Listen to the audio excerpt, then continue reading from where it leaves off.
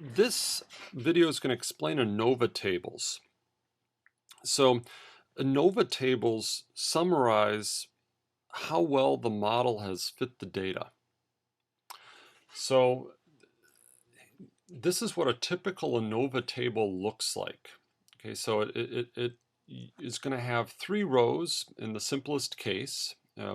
As we go forward, there could be additional rows in this ANOVA table, but you know, your basic simple linear regression and multiple linear regression tables will always have 3 rows. The 3 rows decompose the variance. So it's going to be decomposed into 2 pieces, the model and the error. So the way to think about this is the model row tells what the model explains. The error row explains, tells what the model doesn't explain, and the total is the total. All right, so the model plus the error will equal the total. So the total variation is going to be decomposed into a systematic part and a random part. So the systematic part was the line, the random part was the errors. Now, it always has several columns. These are degrees of freedom. Here are the sums of squares, and then we'll explain the mean squared error, and there's some additional columns that will appear in this. So let's start with the sum of squared errors. We've already met this formula. The sum of squared errors is just how far is the observed value from the predicted value. So we're going to take those distances from the line, add them up, and square them. I think the best way to understand all of these sums of squares is with a simple example. So let's go look at the maintenance cost example that we went over in a previous video. And remember, we have this this data set. How much does it cost to maintain a machine in your factory? And so we can plot this. And here is the scatter plot. And we can superimpose the regression line. I had fitted it earlier.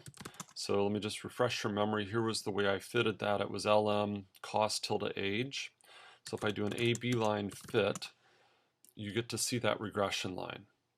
All right, now let's match up what's on my scatter plot with what is in these messy formulas. All right, so we really have 3 symbols in this in these equations. We have y's, we have y hats, and we have y bars. So let's take a look at the y's and the y hats. The sum of squared errors refer to the distance between these points, and so these points are the y's, and the corresponding points in the line, which would be y hats. Now we can access those fitted values as follows. If we look at, fit as an object, so if we look at the names of fit, you're going to see that fit $predicted values, or fitted values, pardon me, gives these predictions. So these are simply points on the line. Now I could add these to my regression line by saying, points, and let's the x values are going to be machine $age, and then just to distinguish these, why don't we make them red? So we'll say color equals 2, and we'll give it a plot character of 2 to make the different plot symbols. All right, so these red triangles refer to the fitted values. So the triangles are the y hat values. The circles are the y values. Now we can add segments. You'll see I've given you the command down here to add some segments. This is going to show you SSE. So I'm going to add these. So this is going to connect those dots. So these black lines show me my errors. So these are, what I called E hats earlier. These are the errors. So if you add up these, the sum of the squared lengths of those lines, you get SSE. Right? So that's exactly what this formula here is saying. Find the distance between y and y hat, square it, and then add it up. So to make this really concrete, I've done all the arithmetic in this table for you. So let's take a look at this first observation. The x is 2. Now we've observed that this machine that was 2 years old cost $6,000 to maintain. So that's that circle.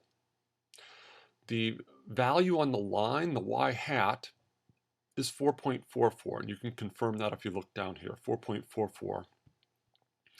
So if we take 4.44 minus 6, or 6 minus 4.44, square it, you're going to get the squared length of the line. Now notice if we had a line that fit perfectly, so if the line went exactly through all the points, these errors would all be 0. So this SSE is a really key measure of how well the line fits the data. So if a value of 0 means it's a perfect fit. Larger values mean that it's not so good. This is the thing that regression minimizes when choosing the line. This was the objective function that I went over with you. Okay, so the way to think about SSE is that this is what is not explained by the regression line. So the variation off these lines is not explained, and SSE just tells you how much of that variation there is. Well, now let's look at, we're going to compare this against the simplest of all possible models. So here we've included a model that accounts for age. I'm going to make another model. Let's call this y bar, and that's just going to be the mean of machine dollar cost. So it's just simply the mean of cost. So on the average, it's 13.8. I'm going to add this AB line. We're going to do a horizontal line, so H equals y bar. All right, now we have a different model. Now this model, notice, has a slope of 0. So it's as if age had no effect on cost. So this is a model that has 1 degree, 1 degree of freedom, meaning that mean, whereas this model has 2 degrees of freedom, the slope and the intercept.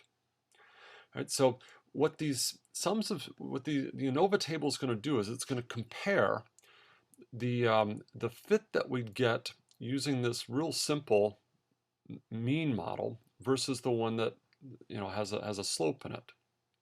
So let's take a look at the total variation. The total variation is just how far is each observation from this this line of means, and that number should look really familiar to you because it's really just the variance of y. It's coming from the variance of y. If we divide these deviations from the mean by n-1, you get the sample variance. So I've added these to the plot with this command. So let's go drop those on top. These red lines describe the deviations from this point of the point of means.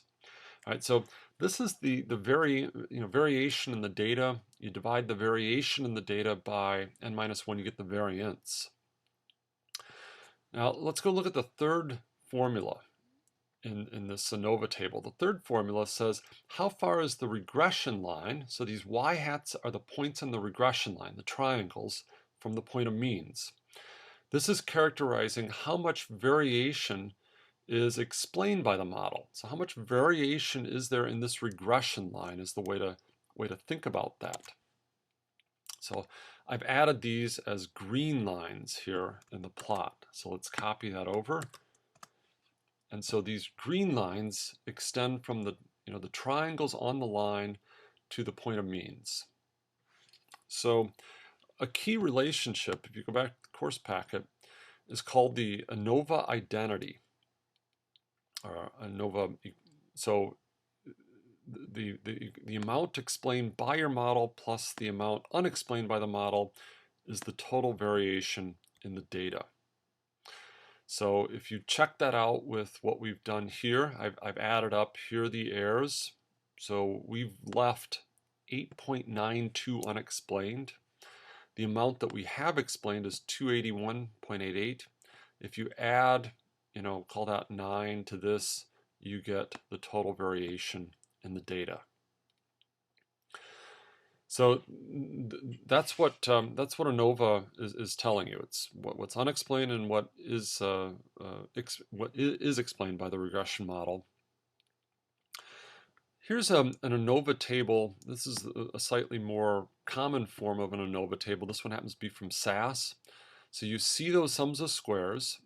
Now then, the way we get to these mean squared error estimates, so the mean squared error is a variance estimate as opposed to variation. So, SSE is the total variation unexplained. If we divide by the degrees of freedom, so if you take 8.92 divide by 3, you get the mean squared error, which is 2.97. Likewise, if you take 281 divide by 1, you get 281. If you were to take 290.8 divide by 4, you would get the sample standard deviation, the variance. Let's just confirm that that's the case. If I take the variance of machine $cost, I get that. Well, where did that come from? If I took 290.8 from my ANOVA table up here, divide that by 4, I get exactly the same thing. Okay, so these mean squared error estimates are variance estimates. Now, this 2.97 is very important. That estimates the error variance. So what was the error variance? The error variance, recall, is this thing from the model. So where was that? So sigma sub e is the standard deviation of the error. Sigma squared sub e is the error variance. So that the mean squared error estimates the standard, the error variance. So let's go back to this thing. If we look at our R output, so let's go back and do a summary of our fitted object. The residual standard error was 1.725. That residual standard error is just the square root of that mean squared error. So let's take the square root of 2.97, and you're going to get 1.72, and then there's a little bit of rounding in there. To get an ANOVA table in R, you type ANOVA and then your fitted object. And so you get something that looks a whole lot like the SAS output up here, except that it's missing the total line in R. All right, where does this F value come from? Now, we've not talked about F distributions in this class. This is a test statistic that's a ratio of these two mean squared errors. So if I take 281.88, divide by 2.97, you're going to get 94, and that's what that F statistic is. So if the variation in the line is large and the errors are small, as it is here, F will be big. Likewise, if the variation in the line is small and the errors are large, then that F will be small. Now, this p-value that's in the last column is a p-value that tests the overall significance of the model. So if you go back up to the last line of the summary, this gave us a p-value. That p-value is the one that's coming from this ANOVA table, and this is testing the overall significance of the model. So we're going to use that to evaluate whether any predictor in our model has a relationship with cost. So those are the main points of an ANOVA table. So again, we have a decomposition between what the model explains, what is unexplained, and the total. And then we can do some additional computation to get a p-value for whether anything is significant in the model. We'll be using this in multiple regression a lot, and I think you'll find that it makes even more sense then. One more concept for you, and that's r squared. Okay, so what is r squared? Well, r squared, if you recall from an earlier lecture, is the fraction of variation in y explained by your x. So r squared is going to come right out of this ANOVA table. So if we look at how much variation is explained by the model, well, it's 281.88. What's the total variation in the data? 290.8. So we're explaining about 97% of the variation in the data, and you'll see that's exactly what's reported here, 96.93. Now, because of the ANOVA identity, you can also compute this as 1 minus what's not explained. So 2.97 over the, not 2.97, 8.92 divided by 290.8. So you get exactly the same answer because of that ANOVA identity. So that's where r squared comes